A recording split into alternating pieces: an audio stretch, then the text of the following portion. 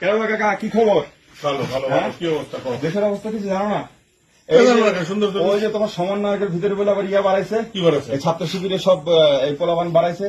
তুমি কিছু সমন্বয়কে বিয়ে হতে চাচ্ছিলে, তুমি কি এখন ছাত্র শিবির টিবির করবে নাকি? মানে ভাবছিলাম, মানে ভাবসাব কি? না, তোমার এই সমস্যাটা কোথায়? মানে সমন্বয়কের মধ্যে ছাত্র শিবির থাকা সমস্যা।